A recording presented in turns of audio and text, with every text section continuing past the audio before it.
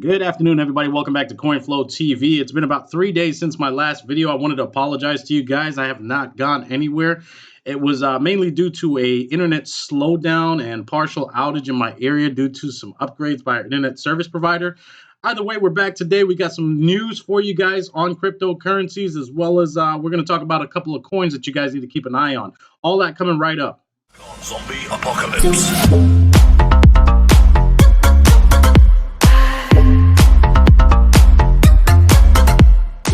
All right, guys, as usual, before we get started, I'd like you to pause this video if possible and read over the few things I'd like you to remember before watching this video. Thanks. All right, guys, welcome back. Today is Sunday, December 17, 2017. The time is now 1:19 p.m. Eastern Standard Time. Jumping right in here, we're going to look at Bitcoin.com or news.bitcoin.com and see what's going on in the crypto space as far as news and updates for this week. First thing I want to talk about here, if you guys have been following some of these news outlets as far as where cryptocurrencies are concerned, you'll notice that earlier this week there was some talks about South Korea possibly dropping the ban hammer on cryptocurrencies and Bitcoin itself. That has now, I guess, passed, and there have been some changes. So it's looking pretty good for South Korea at this point as far as Bitcoins and being able to trade and invest in cryptocurrencies. So let's start with South Korea, since it drives much of the world's cryptocurrency trading, and thus what happens in the Asian nation reverberates around the world. Regulation was all around this week, not least in Korea, where officials announced a slew of measures aimed at bringing order to the house of Bitcoin. Our most popular story of the week by some distance revealed news of Korean banks being obliged to distance themselves from cryptocurrencies. And Bitcoin.com said South Korean regulators have announced a plan to ban banks from activities involving cryptocurrencies, prompting major banks in the country to declare they will no longer issue accounts required for crypto trading. South Korea's top Bitcoin exchanges are all affected. So there were some fears at one stage that the Korean government was going to lay the ban hammer on Bitcoin, but thankfully that did not come to pass. Is this good news for South Korea or not? What's going to happen? You guys, if you want updates, keep an eye on news.bitcoin.com, and I'll also be providing some updates as far as that, if I do have some South Korean subscribers in days to come. So now let's talk about something else here, guys. So let's talk about why Bitcoin is trading at a 40% premium in Africa. And we'll start off here. Africa is illiquid. On November 15th, it was revealed that Zimbabweans were paying $13,500 for Bitcoin, a sum that was described at the time as eye-watering. Last month's expensive Bitcoin is this month's cheap Bitcoin, and the intense demand for the digital currency has since pushed it to over $19,000 globally as of this writing. The premium that's been in place at the continent's Golix exchange remains in place, though. As a consequence, one Bitcoin there is currently trading for around 32,000, down slightly from a peak of 34,000. Who's Talking About Us runs a banner on the homepage of Golix alongside logos for media organizations that include CNN, CNBC, Reuters, and news.bitcoin.com. Everyone in Bitcoin is talking about Golix, and they're all asking the same question: why? Why is it's so expensive to acquire the virtual currency in Africa? Answer comes from a recent blog post on Golix, which outlines factors that have contributed to the premium price. So, digital scarcity in the land of poverty, Bitcoin has always traded higher in nations such as Zimbabwe, South Africa, and Nigeria, apparently, but previously only by around 10%. One reason why buyers will pay over the odds for their cryptocurrency in Africa is due to lack of liquidity. When there is a shortage of sellers, it's easy for players to set higher prices in the knowledge that their orders will still be filled. In countries such as Nigeria and Angola, this has forced buyers to pay as much as 100% markup for Bitcoin. So, because of the demand in Africa pretty much right now for Bitcoin, and the illiquidity of it, it is in a position where people can pretty much charge what they want, and they're charging a higher premium to purchase Bitcoin from them. So that's the deal with Africa and what's going on and why people are paying 40% more to purchase Bitcoin. Let's go ahead and talk about Kik. If you guys know about Kik, it is a messenger app, and they have some changes to their platform. So the article on Kik reads, Kik ditches Ethereum, the dial-up cryptocurrency. Ethereum is often promoted as the ultimate solution for decentralized apps with Jesus. Some even claiming that it will be the substrate for developing all software in the future. This grand vision is in conflict with current reality, however, where Ethereum now can't even hold on to one of its biggest mainstream adopters, Kick. So Kick kicks Ethereum to the curb. Ted Livingston, founder and CDO of Kick Messenger, has revealed in his latest community Q&A that the Kin token will be switched away from Ethereum. He said that the smart contracts altcoin is trying to be everything to everybody, and that makes it general purpose and slow. Livingstone further derided Ethereum as the dial-up era of blockchain. Kick Messenger has over 300 million registered users and is mostly popular with the teenagers. It is known for features preserving users' anonymity. I have such a hard time with that word. If you guys watch my previous videos, I suck at saying that word. Such as allowing registration with the telephone number. Kin was meant to be an ERC20 token based on Ethereum, which will be integrated into Kick as the primary transaction currency. Its ICO early this year raised nearly $100 million from more than 10,000 investors from 117 countries. The token developers are now changing it to be Stellar based. Let's talk about Stellar because there was another platform that announced that they would be going Stellar based. If you guys notice, in the last 24 hours, Stellar's up 31.27. If you guys have been buying and holding Stellar like myself, you'll notice that there's been a huge jump, especially in the last couple of months. So could this be good news for Stellar and some of the other things that are going on? They talk about congestions with the cats and the crypto kitties and that kind of stuff, and the Ethereum blockchain running really slow, which we all know, as well as Bitcoin.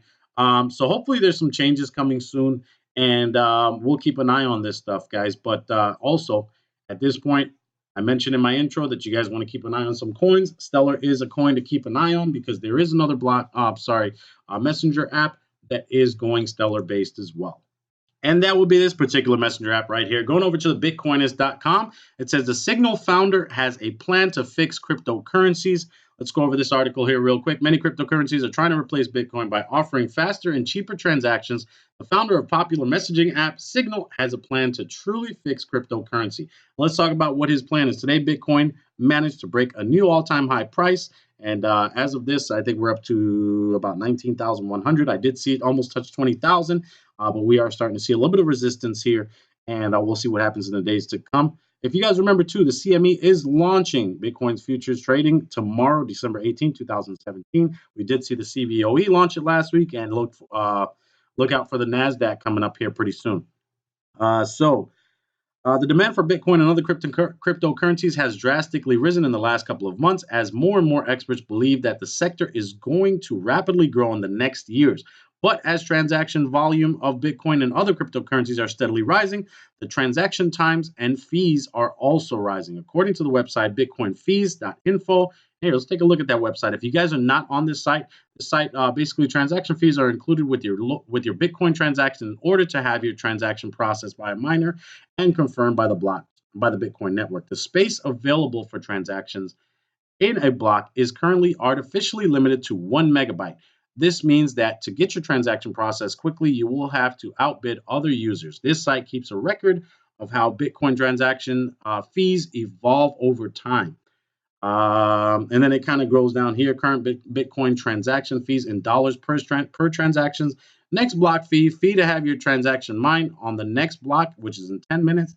Looking at $19.19. 3 block fee to have your transaction mined within 3 blocks, which is in 30 minutes. Same thing, $19.19. And 6 blocks, you're looking at $17.75. It gives you a historic data chart here as far as Bitcoin transactions and fees. As you can see, guys, since January of this year, it has been growing and growing and growing, and it's only getting worse, and it's slowing down a lot more. So according to them, the current average Bitcoin transaction fee costs around $19.99. That's USD. The high fee costs may not be ideal for users that want to purchase simple and daily items like a cup of coffee or a pizza, which is true. I've been trying to invest on some ICOs, on some exchanges, and it's just crazy. Some of these fees are horrendous. Hopefully, it's something that we can get fixed here pretty soon. Users have resorted to using different type of cryptocurrencies in order to save costs and time. The solution by the Signal founder, many cryptocurrencies have emerged that are trying to tackle the current problems that Bitcoin and other cryptocurrencies have. The founder of the famous end-to-end messaging app Signal, Moxie Marlinspike, is working on a new digital currency that is planning to offer simple, fast, and cheap transactions for all users. The digital currency is called MobileCoin, and once again is going to be based on the open source Stellar Consensus Protocol platform. All right, so let's take a look at MobileCoin. There's not very much information. We will do another show where we're talking about their white paper that they have available. We'll go ahead and open that up, show you guys there. So far on their website, there's no information. And here goes the slowdown again. There's no information as far as their launch date. It just kind of explains what the coin is and what their plans and goals are with the coin, and also about their wallet, a little bit about their wallet. So once that gets up and running and they announce a launch date and whether or not they're going to have an ICO and how this whole thing is going to work out, we'll do another show where we go over their white paper and cover some news from them. That'll be it for this Signal app news. Let's move on to something else here. We're going to talk about some scams, some hacking, and some phishing scams that are going on out in the cryptocurrency world right now. If you guys know, Chain Group has not been paying out for the last couple of days. There are some phishing scams that are going on. Guys, be very careful, especially on Facebook, especially when you guys start seeing emails like, chain.group@gmail.com.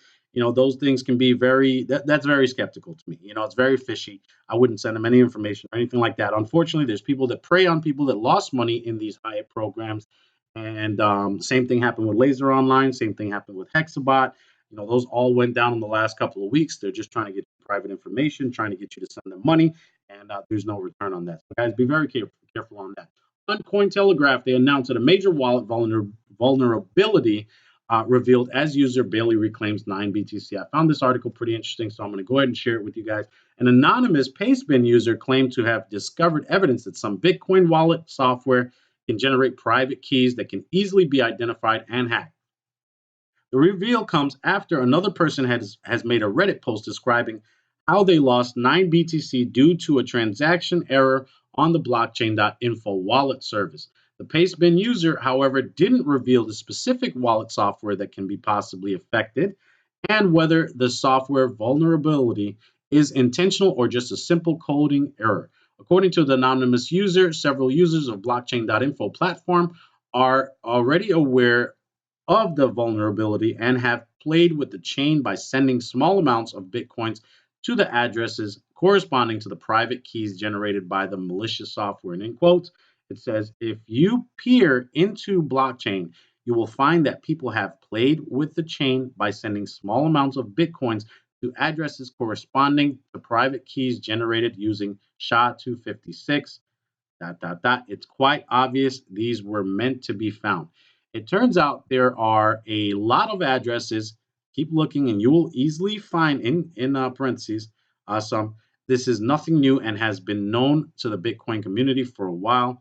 How the users discovered the malicious software, according to the Pastebin user, he used several pieces of publicly available data on the blockchain to determine if they could have been used to create wallets. He utilized block hashes for every block since the Genesis block, Merkle roots from every block, common words and phrases that have been hashed a number of times, and eventually started testing all the Bitcoin addresses. He also downloaded a complete index of all Bitcoin addresses that were listed publicly on blockchain and began to discover keys that could have few bits associated with them. In his experiments, he discovered that more than 40 Bitcoin addresses that were used at certain points over the past 7 years of November 2017, as of November 2017, to send Bitcoin. The Pastebin user has also suspected that some third-party wallet custodial service like gambling sites, mining pools, or straight-up web wallet could have malicious code in their backend that can generate private keys based on public addresses. As of press time, the blockchain.info user has confirmed that the funds have been returned. So be careful with that, guys. Something to keep an eye on. Also, I wanted to talk about video websites used for mining by hackers. This is something that you guys may not know about, but in the past, the likes of torrent website Pirate Bay has grabbed headlines for mining cryptocurrencies with users' hardwares. So AdGuards, makers of privacy and ad blocking software, estimate that over a billion users have had malicious software installed on their computers, which is using processing power to mine the cryptocurrency Monero. According to the RT website, OpenLoad, StreamMango, Rapid Video, and Online Video Converter have been accused of mining cryptocurrencies while users watch videos. So if you guys are using Online Video Converter for sound or whatever it is, from YouTube, that's one of the ones that have been accused of mining cryptocurrencies while users watch videos. By installing the software on a user's computer, the websites allow cyber criminals to mine Monero. AdGuard co-founder Andrei Meshkov said they discovered the activity using their software. And in quotes, he says, "We came across several very popular websites that secretly use the resources of users' devices for cryptocurrency mining. According to SimilarWeb, these four sites registered 992 million visits monthly. According to Meshkov, a massive amount of Monero has been mined in a very short space of time. The total monthly earnings from crypto jacking, taking into account the current Monero rate, could be as much as $326,000. These are simply outrageous figures. So something to take a look at, and this is on cointelegraph.com, guys. There's a lot more information on possible scams out there, as well as some pretty cool news and updates on cryptocurrencies. So we're going to go ahead and talk about Ripple here real quick. So going back to the Bitcoinist website here, if you guys have been following the Ripple coin, if you're invested in Ripple coin and you're holding it, you'll notice that there's been a lot of big announcements, especially in the last 30 days or so. One of which is here. Facebook exec joins the Ripple team. So let's scroll down. We'll take a look at this article. Ripple XRP has shown little movement over the past 3 months, trading in a channel between 18 cents and 26 cents, barely mustering enough momentum to break out either way. News that over 60 banks in Japan and South Korea will begin testing interbank transfers using the Ripple blockchain, the altcoin soaring on December 13th. It surged to an all-time high of about 86 cents the following day, and analysts forecast it would break the dollar soon. For the past 24 hours, XRP has maintained its position and is currently trading at around 77 cents, which is up over 200% this week. If you guys have invested in Ripple and you're holding, you guys should have made some pretty good money this week, which is great for us. The pump in price and volume took Ripple to the fourth spot in the market cap with just $29.8 billion, just behind Bitcoin Cash at $30.8 billion. In response, the company behind the cryptocurrencies hired Tom Chanik, who previously served as the corporate communications manager for Facebook's advertising and business integrity unit. Chanik will serve as head of communications for the San Francisco-based blockchain company. Now, also some more news on Ripple. If you guys have been following, November 16, 2017, American Express also joins RippleNet, giving visibility and speed to global commercial payments. Just going over this article here real quick. American Express is the latest company to become a member of RippleNet, joining the ranks of Credit Agricole, Airwallex, and Qualix, and more. American Express is joining Ripple's blockchain network to provide real-time business-to-business global payments that will ultimately enhance their customers' experience. Initially, American Express FX International Payments will partner with the Santander UK to create a transaction channel between the US and UK, a first and a boon for the corridor. The US is the UK's largest trading partner, creating an immediate need for frictionless corporate global payment in the UK market. Partnering to deliver faster, better service by leveraging the power of RippleNet, FXIP customers will see an immediate improvement in how they send money globally. So, guys, this is a big one to watch. If you guys are invested into Ripple and you are holding Ripple coins, there have been some huge announcements, and there's been a huge buzz out there about Ripple. The price is increasingly rising, and they're saying that this coin is going to be gaining some momentum pretty fast. I know there's a lot of people out there that down talk Ripple, but that was one of the first coins that I started getting into when I first started investing in cryptocurrencies. So another one I want to talk to you guys about here real quick is Cardano. If you haven't heard from it, go to www.cardanohub.org. Guys, There's a lot of talk out there that this coin may be the next Ethereum. If you guys remembered, obviously Bitcoin was kind of like the king when it launched. When Ethereum launched, it was, it was supposed to be an improvement to the technology or to how Bitcoin is offered or traded. But basically, what they did differently was they offered smart contracts. Now you have Cardano that's coming up, which a lot of people are saying is supposed to be the next Ethereum.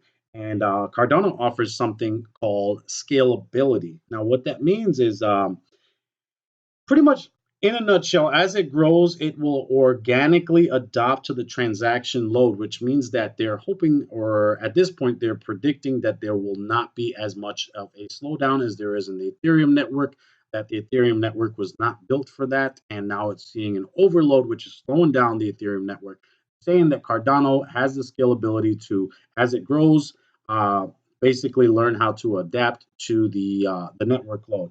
Also, it was started by the CEO of Cardano. He was a engineer. He was one of the top engineers over at Ethereum. So, as far as values on this coin, I started investing maybe about a week ago, and I have doubled my investment at this point. There is a white paper. I'm not going to go over it because it's pretty lengthy. But as far as values and things like that, some people are saying it's going to be the next $1,000 coin. If we go to and we'll just use Coin Market Cap, right? And it trades under the code 88 Cardano. If you go to Coin Market Cap, you'll see that the total supply is 31 billion. If you guys do the math on that, it's the way it looks to me is it's going to be kind of difficult for that coin to be worth $1,000 or $800 or $500. I mean, it will grow in value. It has been growing in value. As you can see, it's up to 50 cents now, up 48% in the last 24 hours. There's a lot of buzz about this coin. Now, I'm just going to explain to you why I think it's going to be hard. I'm not saying that it's not possible. It could possibly be possible one day. But total supply of Cardano is 31 billion. Oh, no, I'm sorry. That's 31 billion, 112,483,745 coins. That's the total supply. So if you wanted that coin to touch, let's say $500 a piece, right?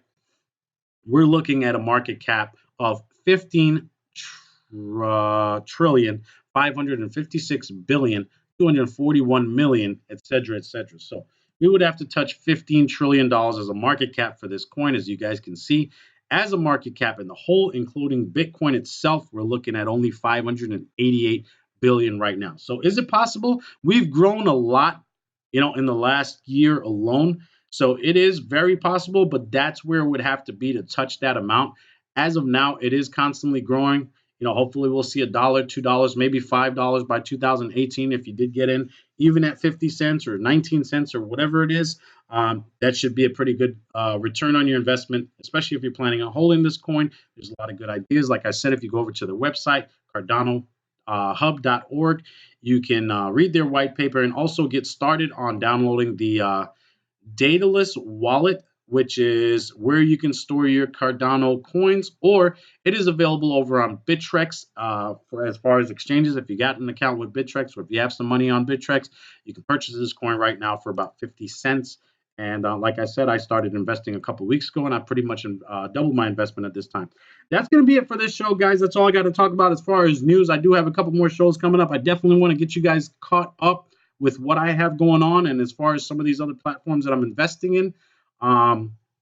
So stay tuned to the show. We got a couple of more videos coming up today and in the days to come. Thanks for tuning in, guys. If you guys haven't subscribed to my channel yet, please do so now. Hit that like button, drop a comment, and I'll see you next time. The truth.